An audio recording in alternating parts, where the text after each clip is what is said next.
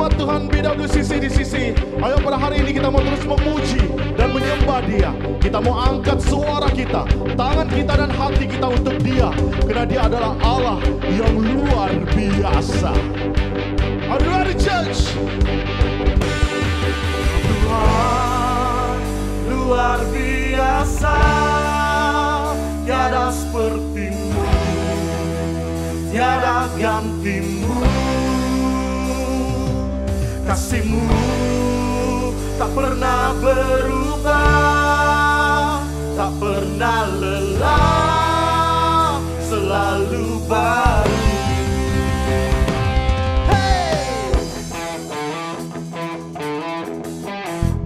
Karena Dia adalah Tuhan pemerintah mulia. Are you ready, church? Kau Tuhan pemerintah mulia, kuat perkasalah nama-Mu, kuasa-Mu tiada bandingannya. Kau Tuhan bebaskan diriku, ku tinggikan nama-Mu Yesus, megah bertakhta di hidupku. Hebat kuasa-Mu di dalamku. Ayo nyata Kau Tuhan. Kau Tuhan ajaib berkuasa, bertakhta atas segalanya. Come on. Kau Tuhan luar biasa, tiada seperti-Mu, tiada ganti-Mu. Kasih-Mu tak pernah berubah, tak pernah lelah, selalu baru.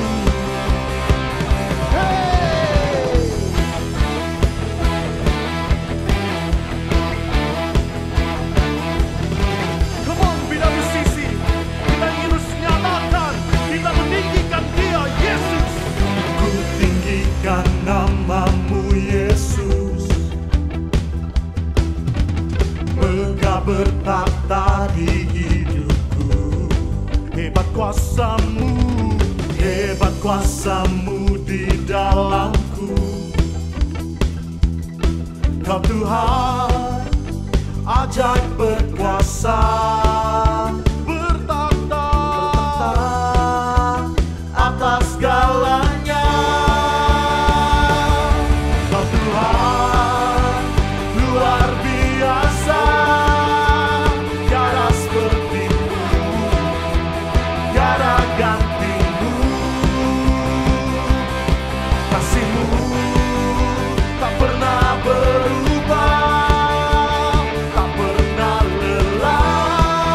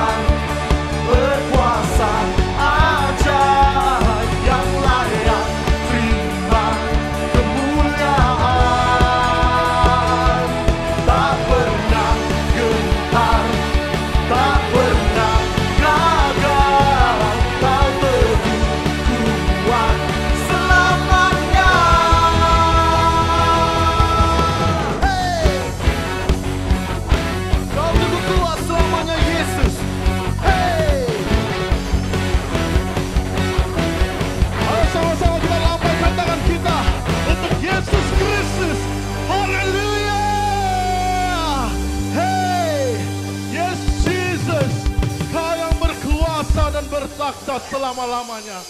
Hey.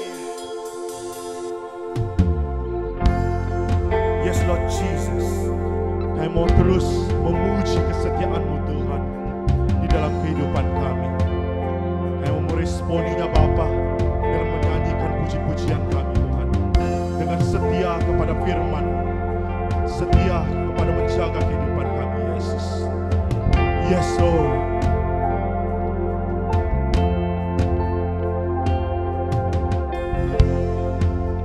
Tiada yang dapat pisahkan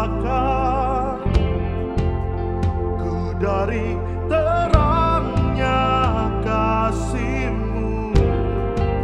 Kau hadirkan ketenangan yang tak bisa dunia berikan. Kini Kau pegang hidupku dan Kau hapus kesalahanku. Berharganya pengorbanan yang memberikan keselamatan. Yes Lord. Kau hadir di setiap langkahku. Ku aman di dalam hadirat-Mu. Kau buktikan Engkau setia.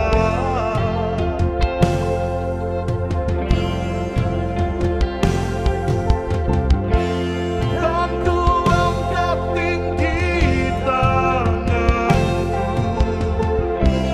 tandaku berserah kepadamu. Selamanya Engkau setia.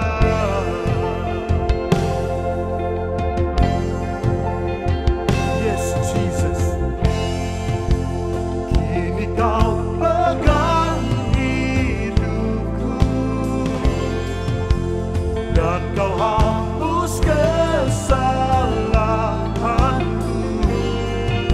Berharganya pengorbanan yang memberikan keselamatan. Kau hadir di setiap langkahku. Ku aman di dalam hadirat-Mu. Kau buktikan Engkau setia. Kan ku angkat tinggi tanganku Tuhan,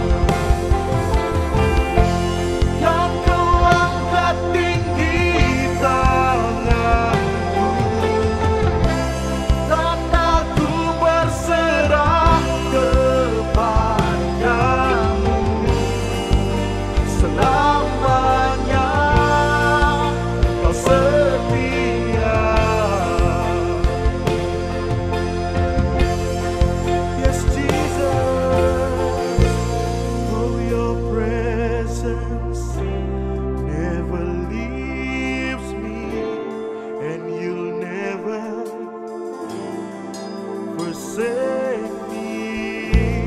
Oh Your presence never leaves me, and You'll never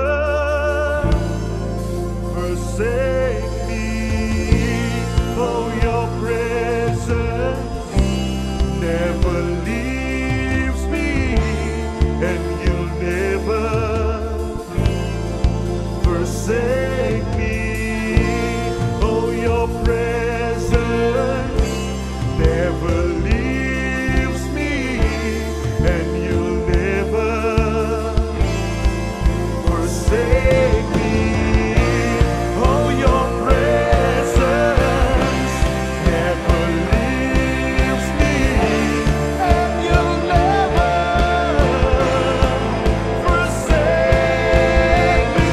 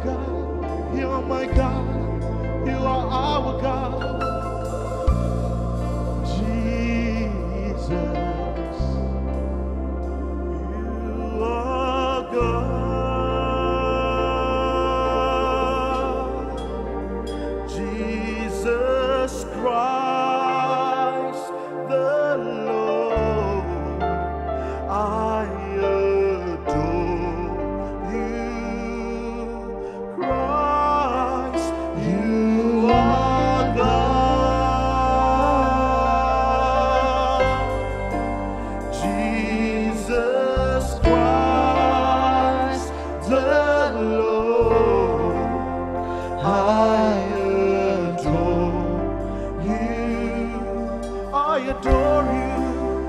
I adore you. I adore you. I adore you. Christ, my God. Oh my God.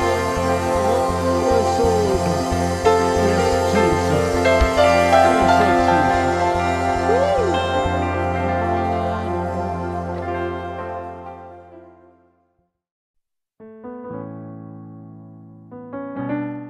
Ya, syukur sebab hari ini kita sekali lagi dapat berkesempatan untuk kita berjumpa, alright, untuk kita berfellowship dan untuk kita beribadah bersama-sama memuji menyembah Tuhan. Alright, kita masih lagi di dalam topik, dalam siri Connect, iaitu kita punya tema kita pada tahun ini, alright, 2021, dan ini adalah masanya untuk kita tetap kuat, tetap terjalin, tetap terconnect, di antara satu sama lain, hubungan kita dengan Tuhan, hubungan kita sesama. Alright, kita sudah mendengar untuk dua khotbah yang lepas, daripada Pastor Perry pada awalnya, menceritakan banyak tentang lebih luas tentang connect kita, dan Sis Ivy juga last week, menceritakan tentang betapa pentingnya connection, to stay connected bersama dengan Tuhan, untuk kita terus kuat, alright. Dan thank you atas masa anda, alright, untuk anda tetap bersemangat pada pagi hari ini, alright. Dan hari ini saya ingin menyampaikan sebuah sharing, masih lagi di dalam topik Connect, dan cabangnya lebih kepada hubungan secara horizontalnya, alright. Dan kita seperti yang kita sedia maklum sekarang ini, musim COVID masih lagi ada, alright, musim COVID, dan kita melihat banyak hal yang berlaku, alright, pada awal tahun ini, tentang banyak sekarang ini banjir sedang terjadi di mostly kawasan di Malaysia, di Sabah dan Sarawak, dan juga di Semenanjung ini, di pantai timurnya, alright. Dan kita tahu bahawa inilah masanya untuk kita tetap berdoa, tetap connect dengan Tuhan. Hanya Tuhan saja yang boleh melakukan mukjizat itu. Dan kita sebagai anaknya, sebagai orang yang percaya ini, kita harus tetap untuk percaya bahawa Tuhan sedang bekerja. Dan terjadinya hal seperti ini, kita semakin melihat banyak depresi terjadi, banyak pikiran-pikiran kusut terjadi di antara ramai orang. Ini masa ini tidak kira jantina, tidak kira siapa mereka, tua, muda, miskin dan kaya. Mereka ini semua mengalami satu tekanan, kita lihat. Dan kita juga sebagai orang yang percaya, kita harus saling mendorong, saling memandang dan saling alert, dengan hal-hal yang berlaku saat ini. Ini untuk kita tunjukkan kasih kita, untuk kita testify apa yang kita tahu tentang Tuhan. Dan Tuhan sentiasa mengizinkan proses demi proses ini terjadi dalam hidup kita, dan agar karakter kita semakin disempurnakan, disempurnakan hingga menjadi seperti Kristus. Hari ini saya ingin membawa topik love and harmony. Love and harmony. Kita sudah mendengar kita punya relationship dengan Tuhan, bagaimana ia penting, untuk kita menjalankan hubungan, sentiasa berhubung dengan Tuhan melalui doa kita, melalui hubungan sesama kita di ibadah, di kebaktian, right? Dan dalam proses demi proses yang dijalani, keinginan daging sentiasa timbul dalam diri kita ini, keinginan daging kita ini, apa yang kita mau, dalam diri kita, sehingga pada akhirnya banyak umat Tuhan merasa putus asa. It's not saying about people who are not believer. We are believer juga mengalami proses seperti ini, putus asa, terluka. Dan kenapa keinginan daging selalu mendominasikan hidup kita? Kita menjadi tertanya-tanya mengapa susah untuk kita melakukan perintah Tuhan, dan mengapa susah untuk kita membina sebuah hubungan yang terhubung kuat dengan Tuhan dan sesama. Alright? Dan hal ini berlaku, kita melihat bahawa 3 hal yang mempengaruhi pola hidup kita. Kita tahu bahwa yang pertamanya adalah orang-orang yang ada di sekitar kita. Ini yang mempengaruhi pola hidup kita. Orang-orang yang ada di sekitar kita sekarang ini. Okay? Dan keadaan yang ada di sekeliling kita. The environment. Di manakah environment kita sekarang ini? Dengan siapakah Anda berada sekarang ini? Dengan siapakah? Dan juga yang terakhirnya adalah karakter yang ada dalam diri kita itu. Ya, reveal dalam diri kita. Bagaimana kita, bila kita ada connection yang betul dengan Tuhan. Alright? Bila kita ada hubungan yang kuat dengan Tuhan. Kita bersatu dalam satu pohon itu, cabang-cabang itu. Dan buah yang kita hasilkan daripada ranting, daripada dahan-dahan itu. Alright? Itu adalah kita. Alright? Dan untuk kita menjalinkan sebuah hubungan ataupun untuk kita get connected, alright? Ia memerlukan sebuah pengorbanan, ya. Ia memerlukan sacrifice, alright? Untuk kita stay connected, untuk kita get connected, alright? Dia memerlukan sebuah pengorbanan. Dan apa pengorbanan itu? Pengorbanan itu tidak lain tidak bukan bahwa kasih, the love. Sebab the love is the greatest of all this. Okay? Faith, hope, and love. And the greatest of all this is love. Okay, ini adalah kasih. Dan kasih merupakan itu yang kita tahu, kasih itu merupakan perasaan. Okay, perasaan yang dimiliki oleh setiap kita, saya dan kamu. Right? Sayang kamu dan ditunjukkan melalui perbuatan kita. Okay, perbuatan kita. It's not about what we say, it's a verb. Bila kata kita tentang verb, it's something that we do and something that we show. Alright? And people can feel it. Alright? Itu pekerjaan, itu adalah verb, kata kerja. Dan melalui kasih ini kita dapat menciptakan sebuah hubungan. Hubungan yang bagaimana? Hubungan yang erat sesama. Alright? Hubungan yang harmonis di antara diri sendiri dengan Tuhan. Keluarga kita, siapa lagi? Teman-teman kita dan juga orang yang di sekitar kita. Ya, apa yang mempengaruhi pola hidup tadi? Yaitu orang di sekitar kita, keadaan di sekeliling kita, dan karakter yang ada pada diri kita.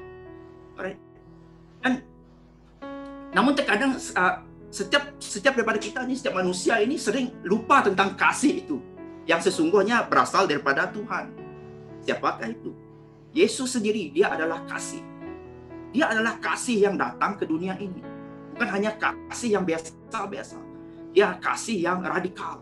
Kasih yang tidak terjangkau fikiran, bagaimana dia boleh buat hal yang seperti itu. Tidak ada yang kita boleh gambarkan. Itu Yesus Kristus, dia adalah Tuhan, dia adalah kasih itu. Dan 3 hal yang tentang kasih yang perlu kita ketahui untuk kita pelajari hari ini. 3 hal ini, bahwa Tuhan ingin kita menghasilkan buah roh. Kita lihat dalam khotbah yang pastor yang pertama, yang Pastor Perry, dia ceritakan tentang buah roh itu. Sebenarnya kasih ini Tuhan ingin kita menghasilkan buah roh itu. Karena dengan kasih itulah kita dapat memancarkan kehidupan, memancarkan harapan, memancarkan dorongan, memancarkan kesaksian kepada mereka yang mungkin memerlukan saat ini. Alright? Dan dalam Korintus 13:1 mengatakan, sekalipun aku dapat berkata-kata dengan semua bahasa manusia dan bahasa malaikat. Wow. Sekalipun kamu ada skill ini, tetapi jika aku tidak mempunyai kasih, aku sama dengan gong yang berkumandang, yang kuat, dan canang yang gemerincing. Dia sama saja. Dia macam tin, macam gong yang kuat. Alright? Tapi dia tidak punya apa-apa, tidak ada impact-nya untuk hidup seseorang itu. Orang-orang yang boleh mendengar, menjadi bingit, berkumandang seperti itu. Dan melalui firman ini kembali, ia mengingatkan kita bahwa kasih adalah salah satu buah roh yang penting untuk kita ingati, untuk kita amalkan, tuju kepada semua orang. Agar mereka dapat, agar siapa mereka yang dapat mendengar itu akan mendapat impact, mendapat dampaknya daripada buah-buah roh itu. Apa buah roh itu? Kasih, sukacita, damai sejahtera, kesabaran, kemurahan, kebaikan, kesetiaan, kelemah lembutan, and self-control, penguasaan diri. Right? Dan apa lagi yang Tuhan ingin nyatakan melalui kasih ini? Yang keduanya adalah Tuhan. Untuk kita tahu bahwa Allah itu adalah kasih. God is love. Ini kita lihat dalam firman Tuhan yang dapat daripada 1 Yohanes 4, okay? 1 Yohanes 4, 7 hingga 8. Saudara-saudaraku yang kekasih, marilah kita saling mengasihi, sebab kasih itu berasal daripada Allah. Dan setiap orang yang mengasihi lahir dari Allah dan mengenal Allah. You already know God, you are connected to God. That's why you love. Alright? Barang siapa tidak mengasihi, ia tidak mengenal Allah. Sebab Allah adalah kasih. Dan melalui ayat ini dapat kita mengingatkan bahwa Allah itu adalah kasih. Dan barang siapa yang tidak mengasihi Allah, benar-benar tidak connected to Him actually. Alright? Although you said you are connected to God. Tapi kalau kau tidak mengasihi orang, kalau kau tidak ada hati untuk mendorong, untuk pray for people, alright? Untuk be a living testimony to people, you are not really connected to God. Alright? Dan karena melalui kasih kita dapat mencerminkan kita punya, orang panggil, identity, kepribadian kita. Dan kita punya sikap kita sebagai anak-anak Tuhan. So sekarang ini, mungkin kita bertanya pada diri kita, sejauh manakah kita mengasihi orang lain? Sejauh manakah kita mengasihi church member kita? Oke, church member, mari kita keluar daripada gedung gereja. Kita pergi ke kampung-kampung. Saya sangat terdorong dengan pelayanan di Kenawit, seperti yang pastor yang Cikgu Petrus selalu siarkan di grup sebelum ini. Alright. Pergi ke kampung-kampung, alright, dengan orang tuanya untuk menyampaikan firman Tuhan, mengasihi mereka. Alright. Ya, kita juga di BWCC KL Shah Alam, benda yang sama. Adakan youth night, adakan banyak aktiviti gapai keamatan. What's the purpose? Because we want to reach out to people. Sebab kita ingin menyatakan kasih Tuhan, supaya mereka dapat merasakan apa yang kita rasa sebagai orang yang sudah menerima Tuhan sebagai Tuhan dan Juru Selamat kita. Dan apalagi yang ingin gambarkan dengan kasih itu yang Tuhan tunjukkan kepada kita. Dan yang ketiganya adalah kasih sesama manusia. Seperti Tuhan mengasihi kita anak-anaknya. Kasih sama manusia seperti Allah mengasihi kita anak-anaknya. Kasih seorang bapa, yaitu melalui tindakan. 1 Yohanes 4 ayat yang ke-11 mengatakan bahwa saudara-saudaraku yang kekasih, jikalau Allah sedemikian mengasihi kita, maka haruslah kita juga saling mengasihi. Dengan demikian, kita bisa selalu mengingat bahwa Tuhan selalu mengasihi kita tanpa syarat. It's the one-way love. Whether you love me or not, God still love you. Right? Maka dari itu kita perlu memiliki sikap hati seperti Tuhan untuk selalu mengasihi. Doesn't matter people want to accept your love or not. You want to hear the truth or not. It doesn't matter. Because we need to menjadikan Tuhan sebagai role model kita, yaitu one-way love. Dia tidak meminta, expect something daripada kamu untuk kamu mengasihi dia. Dia mengasihi kamu. Right? Dan melalui 3 hal yang saya katakan tadi, dia dapat mengingatkan kita bahwa kasih itu sangat penting dalam hidup kita. Above all, right? Yang kita lupa untuk mula mengasihi, mula mengasihi orang-orang di sekeliling kita, saudara mara kita. Ya, sebagaimana dalam gedung-gedung yang lain, the church, salah satu isi di dalam sharing Pastor Perry beberapa minggu yang lepas. Gereja is a place untuk kamu get connected dengan Tuhan dan dengan teman-teman kamu, dengan saudara-saudari kamu seiman. Because of the church, people can feel God's love. Ya, although saya akan bincangkan banyak kepahitan yang terjadi ya di mana-mana. Saya akan sharing selepas ini tentang lebih dalam lagi tentang hal ini. Gereja sangat unik, terdiri pada macam orang latar belakangnya, gaya yang berbeza. Cara saya, cara kamu berbeza. Alright. Paling ketara adalah personality kita, our character. Itu yang sangat membezakan kita. Sering kita dengar bahwa kita ini made one dalam Tuhan. Kita ini satu di dalam Kristus. Dalam Yesus kita bersaudara. Kita satu dalam Yesus. Jadikan kami satu. Banyak lagu tentang one love. Alright. Kita satu dalam Tuhan. Tapi benar, adakah kita terhubung dengan Tuhan? Oke. Kita lihat dalam slide ini. We are all one in Jesus. Ini dalam Roma 12, 4 hingga 5. Jadi katakan sebagaimana tubuh manusia terdiri daripada beberapa anggota yang berbagai-bagai tugasnya. Dan bukan semua anggota itu mempunyai tugas yang sama. Alright? Begitu jugalah kita yang ramai ini. Kita dalam satu gereja. Kita dalam satu community. Alright? Saya bukan cakap pasal gereja yang spesifik.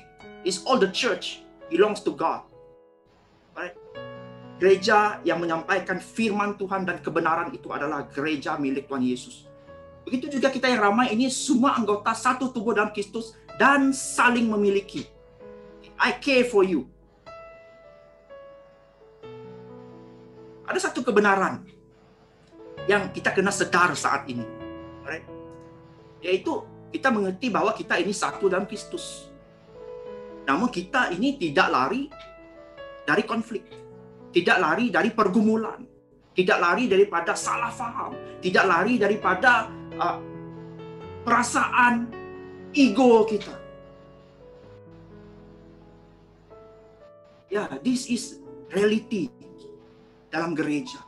Nah, saya ingin ceritakan ini sebab I really care about the church. Alright? Sebab melalui gereja lah kita dapat keluar. Okay? Untuk kita menyatakan Tuhan kepada ramai orang. Dan kita harus bertumbuh di dalam gereja lokal itu untuk kita paham, mengerti visi, misi, suara hati Tuhan secara spesifik untuk sebuah gereja itu. Ada gereja yang mungkin Tuhan pakai untuk memberkati orang-orang yang di dalam luar bandar. Oke, mereka yang mungkin tidak terjangkau oleh gereja-gereja di bandar. Tuhan pakai. Karena kita saling memiliki, saling dalam satu tubuh. Alright. Kita melihat dalam perjanjian lama, perjanjian baru, banyak ceritakan tentang konflik. Dalam 1 Korintus, surat di Korintus, semua seperti itu. Alright. Menceritakan tentang konflik yang terjadi. Dan apostolic congregation ini perlukan itu. Sebab itu perlu selalu dinyatakan. Saya lihat dalam Markus 9:50. Dan hiduplah rukun damai sesamamu. Ini dalam Markus 9:50. Kalau kita lihat dalam bahasa terjemahan New International Version, alright, dikatakan bahwa salt is good. Garam itu bagus. But if it loses its saltiness, how can you make it salty again? Have salt among yourself and be at peace with each other. Maksudnya kita itu rukun. Kalau kita kehilangan impact itu, kita harus bersama-sama, sentiasa bersama-sama. Okay? Dan hidup dalam rukun damai sesama kita. Kita tidak mau perpecahan terjadi. Okay? Dan seterusnya kita lihat dalam satu ayat tadi, dalam 1 Tesalonika 5:13. Katakan bahwa hiduplah bersama-sama dalam aman damai. Ini lagi satu peringatan untuk kita.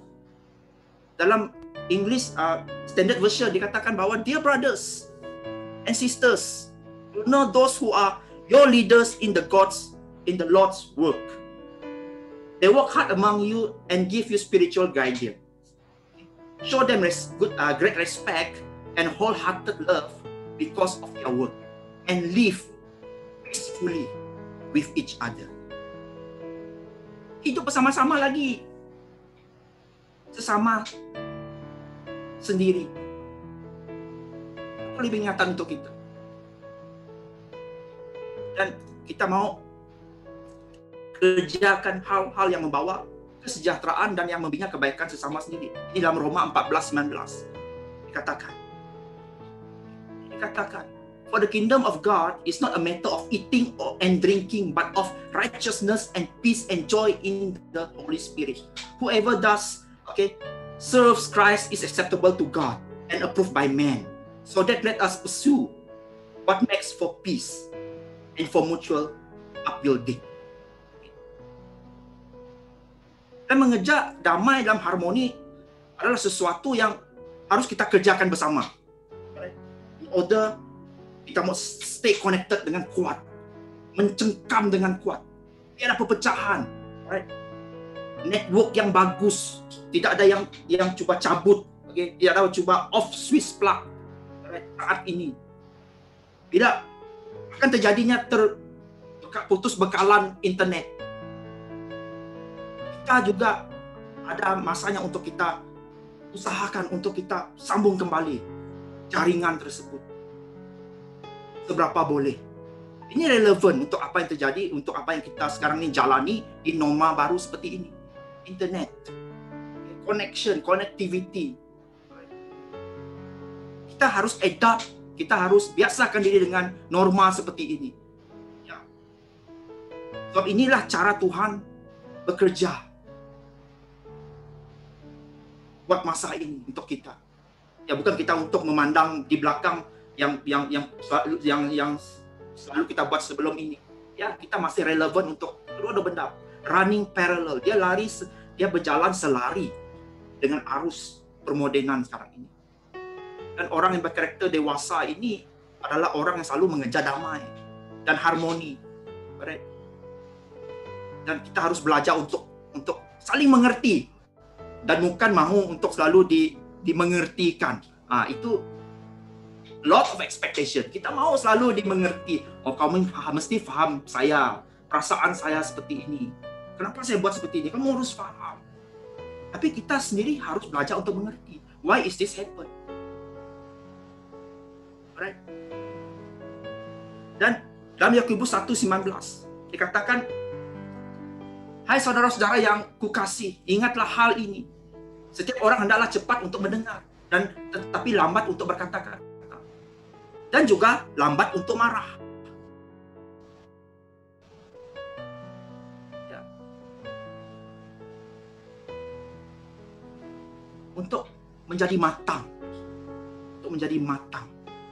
In order to create a strong connection with each other. Hubungan yang horizontal. Hubungan yang horizontal. Sesama. Love God. Vertical. Love people. Horizontal. Namun satu perkara yang mungkin terjadi yang menghasilkan konflik bersama-sama. First thing yaitu gossiping. Kita saling mengatakan, mengumpat hal orang lain. Ada benda yang viral, kita pun tambah. Kita bagi sedikit dia punya perasa itu. Maggi secukup rasa. Okay. Sekarang Ajinomoto mungkin sudah berlalu. Sekarang Maggi secukup rasa. Lebih modern. Right? Social media. Right? Wah, kita masang, kita terluka. Banyak hal terluka. Sedikit mau cakap terluka. Bila tiada komunikasi, tidak diperhatikan. Heart feeling, kita ada perasaan sedih. I want to leave the church. Saya mau tinggalkan gereja. Sebab si Anu ini tidak mau bercakap dengan saya tiba-tiba. Mudah terasa. Tuhan, berikan aku gereja yang perfect untuk aku beribadah. Tuhan akan menjawab kamu dengan 3 kemungkinan jawaban. Yes, I will prepare for you. Or no, you need to stay. Or wait until you change. Kalau dia jawab yes, saya pasti Tuhan akan sediakan kamu sebuah gereja yang lagi dahsyat cabaran dia. In order for us to change. Untuk kita berubah. Sebab kita memang tidak boleh mengubah situasi. Tidak boleh mengubah cara orang. Melainkan kita mengubah cara diri kita dan mengubah persepsi kita. Menjadi lebih baik. Carikan aku kawan-kawan yang benar memahami diriku ini. Yang bila saya cakap A, dia pun setuju A. Saya ada kroni seperti itu. Apakah maksud ini? melarikan diri daripada masalah ataupun konflik tanpa untuk memperbaiki keadaan. Ini tidak sehat. Sebab kedewasaan itu tidak ditentukan oleh bagaimana kita mempersiapkan segala sesuatu dengan baik. Oh, I already complete my task. Ya, you can complete. Kamu sudah menyiapkan kerja kamu, alright, tanggungjawab kamu. Tetapi let's say something bad happen, sesuatu yang tidak baik terjadi dalam usaha kamu menyiapkan, mengerjakan. Apakah respon kamu? Nah, how you respond if something happen? Macam mana respon kamu jika sesuatu yang tidak kamu inginkan terjadi? Itu yang akan mengukur tahap kedewasaan kita. Itu yang akan mengukur kita. Kita hidup damai. Kita memang ke arah hidup damai.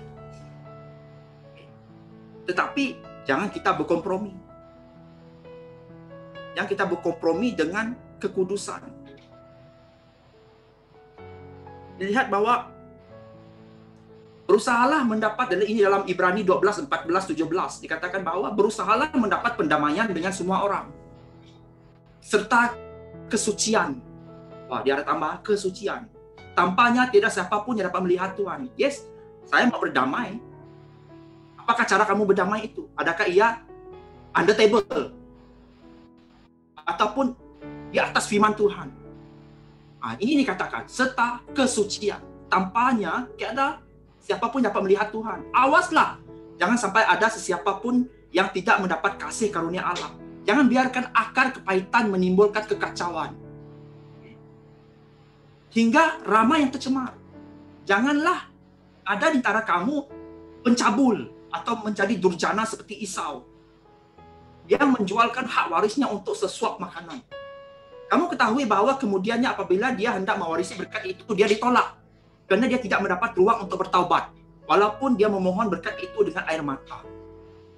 Keadaan yang teraniaya seperti ini dialami oleh orang Kristen Yahudi, sesama orang Yahudi yang tidak mau percaya bahwa Tuhan itu adalah Tuhan, Yesus itu adalah Tuhan. Itu yang menjadi concern penulis kitab Ibrani ini. Dan dia yakin bahwa kitab ini ditulis oleh Paulus. Tidak disebut, tetapi mungkin yang Paulus menulisnya. Condition itu, keadaan masa itu dialami oleh orang Yahudi yang percaya Yesus mendorong penulis untuk menulis kitab ini. Dia menasihatkan bahwa supaya menguatkan orang Yahudi pengikut Yesus agar mereka tetap mempertahankan iman mereka kepada Yesus. Supaya mereka tetap mempertahankan iman mereka kepada Yesus. Tetap berjuang menuju kedewasaan spiritual growth, kedewasaan rohani, dan tidak mau kembali lagi kepada ajaran yang lama. Kita hidup damai tanpa berkompromi. Dan tujuan dan semangat orang Kristen ini adalah untuk hidup damai dengan semua orang. Yes, I want peace with all men. Saya tidak mau ada kepahitan. Saya tidak mau ada pergaduhan. Dan bila kita menjadi pembawa damai itu, kita adalah bukti kepada anak-anak Tuhan. Kita mengasihi. Namun, tidak bererti bahwa kita boleh mengabaikan kekudusan hidup di hadapan Tuhan. Ini jelas dinyatakan. Dan hal begini yang diingatkan untuk mereka yang teraniaya itu. Mereka sangat memerlukan suasana yang damai, merindukan agar mereka diterima. Namun iman mereka lah yang menjadi malapetaka bagi mereka. Mereka terganggu. Dan dalam kisah ini dikatakan bahwa Esau, dia menjualkan hak sulungnya demi mendapat semangkuk makanan. Dia telah mengorbankan something yang sangat valuable untuk hanya mendapat kebahagiaan yang hanya sementara. Kita tidak mau seperti itu. Tapi itulah yang menarik untuk kita. Kebahagiaan sesaat, kebahagiaan yang sementara. We feel it only sekejap saja. Tapi itu yang kita selalu kejarkan. Kita mengabaikan iman kita. I want to love you, even you are not in the same faith with me. Kamu tidak seiman dengan saya. Tapi saya sangat mengasihi kamu. Tak kisahlah. Love kills. Wah. Nah, kita jatuh lagi kepada kebahagiaan yang hanya sementara. Wow. Kita tidak mau seperti itu. Yang saya percaya kita di sini tidak seperti itu. Ya. Berdoa untuk hal ini. So, inilah cabaran kita. Right? Kita tidak tahu apa yang terjadi di depan. Banyak offer, banyak tawaran-tawaran dunia untuk kita. Sehingga kita tidak sadar kita meninggalkan iman kita. Iman kita terhadap Tuhan. Kita dimanipulasikan pikiran kita. Kita dibutakan oleh cinta. Lelaki dan perempuan. Kita korbankan. Sehingga kalau seperti Esau menangis air mata sekalipun tidak mendapat kasih karunia. Right? Jadi bagaimana kita get connected? Love and harmony. Right? Love and harmony. Yang pertamanya kita memiliki kasih dan damai Kristus. Yang paling utama kita amalkan kasih, itulah ikatan. Right? Menyatu, okay? Yang menyatukan ikatan. Biarlah damai Kristus itu menguasai diri kita. Kamu telah dipanggil untuk mendapat damai itu dalam satu tubuh. Satu tubuh yang sudah di connect with each other. Kita ini satu di dalam Tuhan. Alright? Connected. Satu lagi isi dalam firman yang di-sharing oleh pastor hari itu, yaitu it will increase your strength if we connect sesama dengan Tuhan, dengan teman-teman secara horizontal. Kita boleh increase kita punya strength, saling mendorong satu sama lain. Ikatan itu tidak akan dapat memisahkan. Right? God put us, okay, together for a reason. Dia letak kita dalam satu tubuh ini dengan satu alasan, dengan satu tujuan, supaya kita dapat grow in our love for each other. Okay? Grow our love for each other. Saya secara pribadi merasakan bahwa COVID-19 pandemik yang terjadi ini menyatukan kita. Daripada tidak kenal menjadi kenal, daripada jarang jumpa menjadi selalu berjumpa.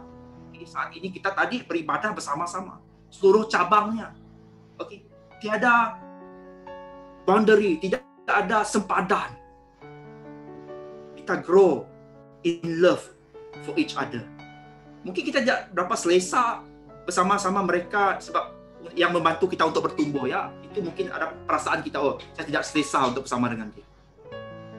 Ataupun orang yang menyebabkan kita yang menyakiti hati kita itu ada bersama-sama kita saat itu. Tapi ia akan mengajar kita untuk terus mengasihi, belajar untuk mengasihi, belajar untuk bekerja sama, belajar untuk melayani bersama, belajar untuk menyembah Tuhan yang sama.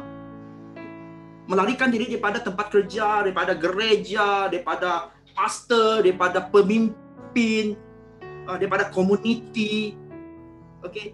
Dengan harapan di tempat baru tiada masalah, tidak akan mengubah apa-apa.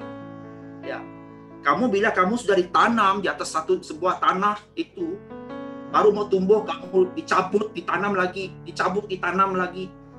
Apa yang terjadi pada pokok itu, pohon itu, tidak sempat. Aku mengira Apolos yang menyiram, menanam.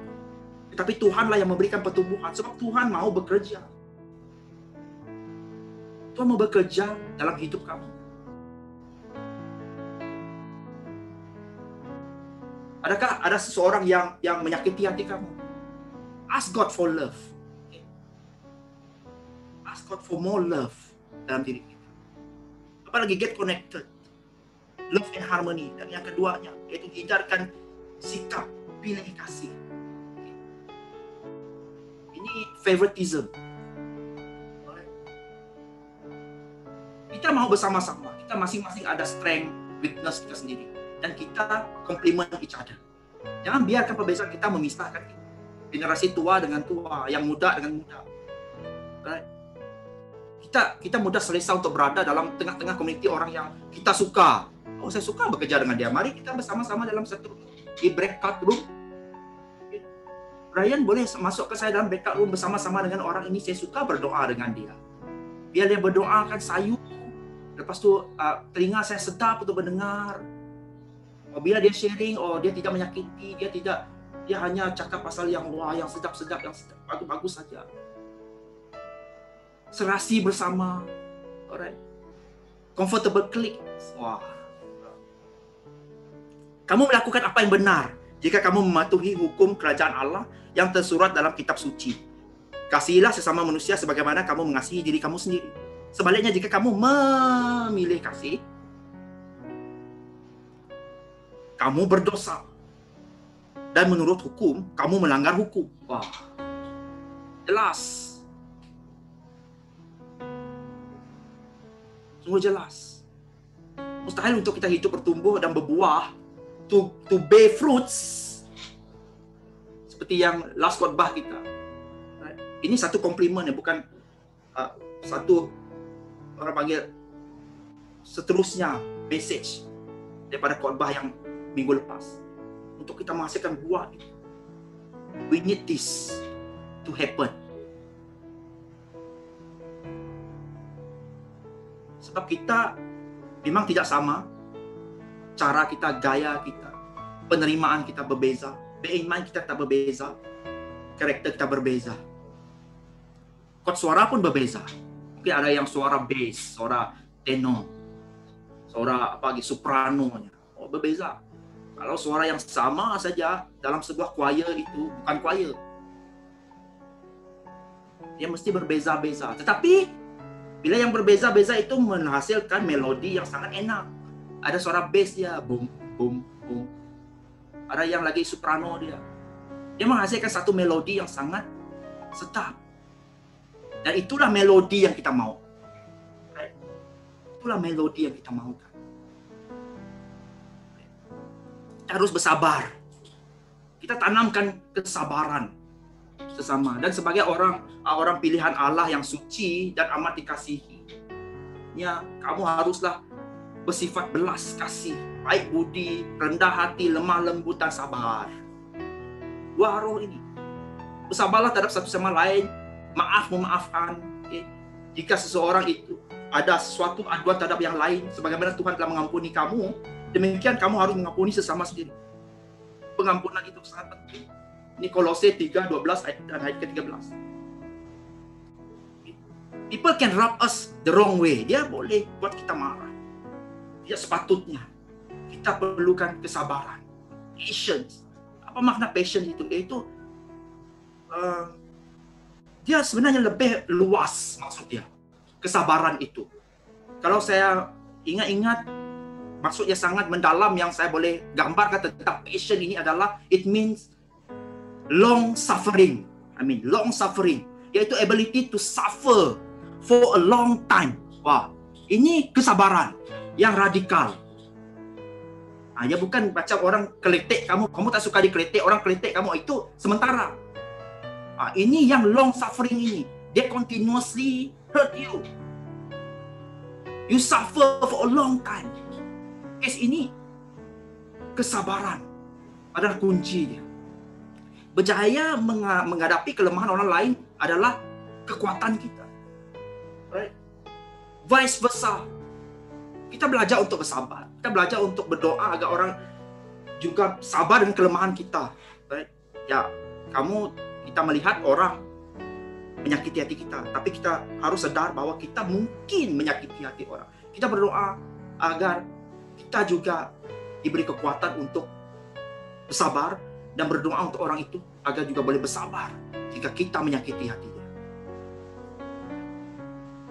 Sebab dalam Proverbs, dalam Amsal, dikatakan seperti ini bahwa good sense makes one slow to anger. Right? Dia lambat untuk marah. Good sense. Dan seterusnya.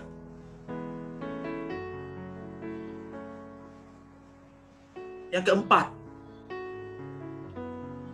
bagaimana kita harus kekal gap connected, tidak putus jaringan kita ini, yaitu kita menyelesaikan, cari penyelesaian secara gentleman. Apakah cara gentleman itu? Yaitu cara Yesus. Kita mau bacakan dalam Matius 18 ayat ke-15. Dikatakan bahwa jika saudaramu berdosa terhadapmu, pergilah mendapatkannya dan tunjukkan kesalahannya. Pergi dekat dia dan tunjuk kesalahan dia. Lakukan diam-diam. Antara kamu berdua saja. Akhirnya dia mau mendengar kamu, artinya kamu berjaya mendapat kembali saudaramu. Underground, buat underground, relax. Chill dulu dengan dia. Right? Berdua saja. Bukan di Instagram ataupun di Facebook. Status kita. Tag dia. Wah, tag. Oh, ini tag tu kejam sikit lah. Kau sakiti hati dengan kau tag lagi. Tak cukup itu. Kau ada 5,000 follower maksimum dalam profil kamu. Wah, 5,000 orang tengok. Wah.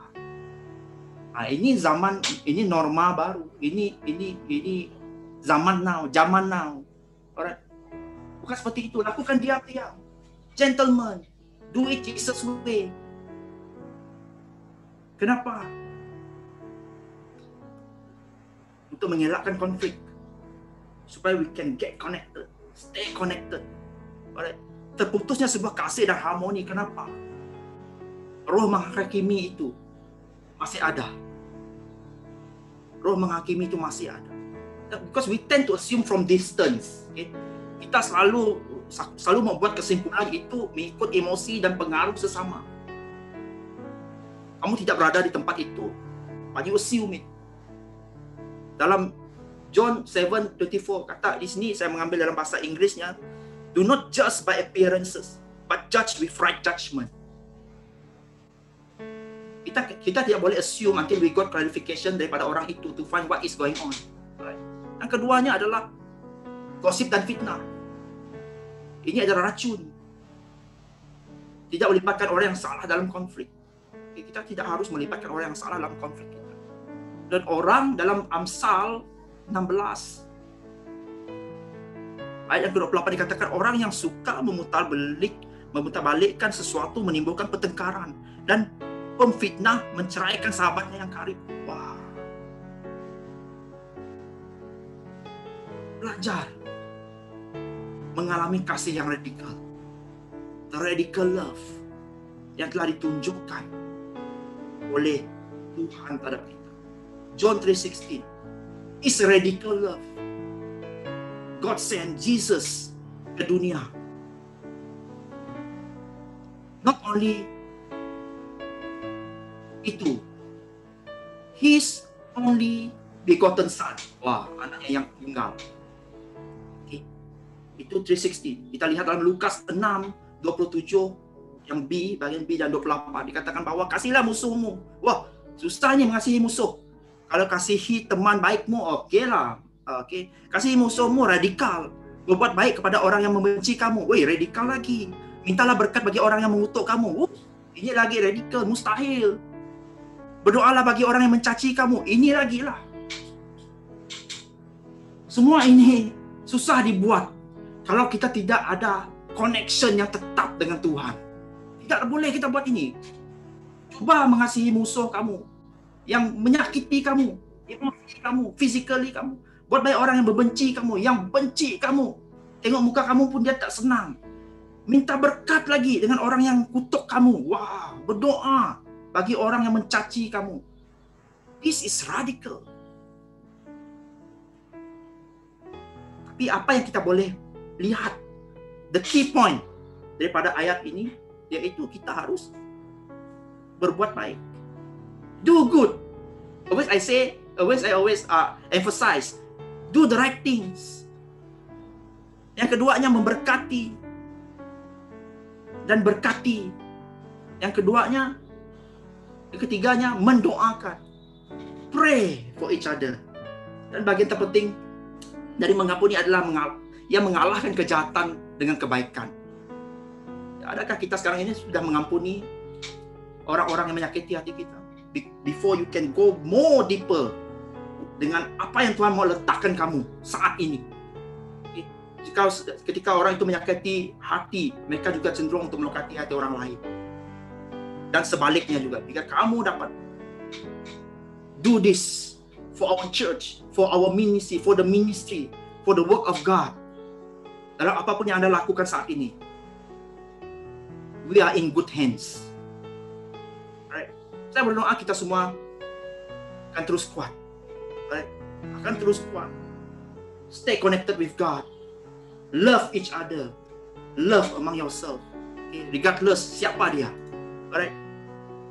Sebab ini bukan bermaksud kita harus melupakan. Okay? Mengampuni bukan melupakan, tapi kita melepaskan hak kita. Okay? Untuk menyamakan kedudukan. Seri, satu sama. Okay, dua sama kita. Saya bukan menang, kau bukan menang, kita sama. Dan mengalahkan kejahatan dan kebaikan. Ini adalah motif dia. Rendah hati kita. Rendah hati kita. Ini bukan permainan bola sepak, main badminton, seri, satu sama menang. Mesti ada orang yang menang, kalah. Seperti itu. Alright. Paling terakhirnya, untuk slide yang terakhir saya inginkan sekali lagi, saya mau emphasize. Get connected, alright. Kasihi Tuhan, kasihi sesama. Apa yang membezakan kita dengan dunia bukanlah sebab kita ini bebas konflik. Kita ini bebas struggle. Kita ini bebas daripada masalah. Bezanya adalah kita mempunyai cukup hikmat daripada Dia untuk kita mencipta damai dan melakukan segala sesuatu itu dengan penuh kasih. Cara Yesus. Amen, saudara-saudara. Saya harap kita boleh mendapat sedikit, sebanyak isi hati Tuhan untuk kita, untuk gereja, untuk pelayanan kamu, untuk community kita sebagai orang yang percaya. Tetap kuat, tetap bersatu dalam kasih. Lupakan segala apapun kelemahan, tetapi sekarang ini fokus kita adalah untuk menjangkau jiwa. Untuk menjangkau jiwa, we need to become a living testimony. Melakukan dahulu sebelum kita memberitakan apa yang perlu kita beritakan tentang kasih Tuhan terhadap dunia ini. Bila you talk about God, you talk about love. But if you tidak ada love dalam diri kamu, we cannot work apa yang Tuhan mau kita kerjakan. Amen. Mari kita berdoa. Haleluya Tuhan Yesus. Thank you Lord Jesus. Terima kasih ya Tuhan Yesus. Hamba-Mu sudah siap berbicara ya Bapa. Terima kasih ya Tuhan Yesus atas penyertaan-Mu ya Tuhan Yesus. Atas apapun yang telah Engkau katakan ya Tuhan Yesus lewat hamba-Mu pada pagi hari ini ya Tuhan Yesus. Kiranya Bapa ini menjadi kekuatan bagi kami ya Bapa. Yang menjadi dorongan bagi kami ya Tuhan Yesus. Untuk kami sentiasa mengasihi ya Bapa. Untuk kami menjadi saksi-Mu yang hidup ya Tuhan Yesus di atas muka bumi ini. Dimanapun kami ditempatkan, di gereja manapun kami sedang melayani saat ini. Di lokasi manakah Engkau telah meletakkan kami saat ini Bapa? Di community manakah yang Engkau berikan kami saat ini Bapa? Kami ingin membuat yang terbaik ya Tuhan Yesus. Kami ingin terus menyatakan kasih-Mu kepada bangsa-bangsa ya Tuhan Yesus. Haleluya Bapa. Kami ingin terus setia connected dengan Engkau ya Bapa. Kuatkan kami ya Tuhan Yesus. Berikan kami kekuatan ya Tuhan Yesus. Karena kami tahu ya Bapa, sukacita damai itu ya Bapa datang daripada Engkau ya Tuhan Yesus. Terima kasih ya Tuhan Yesus. Terima kasih Roh Kudus. Engkau terus sertai kami. Pimpin kami ya Tuhan Yesus. Untuk kami melalui hari-hari kami yang ke depan ya Tuhan Yesus. Dalam zaman pandemik ini Tuhan. Dalam zaman yang penuh dengan cabaran ini Tuhan Yesus. Kami dikuatkan. Kami saling memerhati, saling mendorong, saling mendoakan mereka yang memerlukan ya Tuhan Yesus. Bukan hanya daripada mulut kami, tetapi apa yang kami lakukan ini Tuhan Yesus akan menceritakan tentang Engkau ya Tuhan Yesus yang memberi pengharapan ya Bapa. Thank you Lord. Segalanya kami serahkan di dalam nama Tuhan Yesus. We declare in Jesus name we pray. Amen. Amen. Tuhan berkati. God bless you. Haleluya. Selesai sudah ibadah online kita pada minggu ini. Kita ada beberapa highlights. Yang pertama ialah Jom Pray Together yang akan diadakan pada setiap hari Rabu pada pukul 8 malam. Link boleh didapatkan daripada leader gereja masing-masing. Yang kedua ialah Tithes and Offering. Anda boleh salurkan persembahan anda secara online transfer ke akaun yang tertera di skrin anda pada saat ini. Jangan lupa untuk kongsikan risit transaksi kepada bendahari gereja cabang masing-masing. Itu sahaja highlights untuk minggu ini. Terima kasih, Tuhan memberkati. Stay home, stay safe. Jumpa lagi minggu hadapan.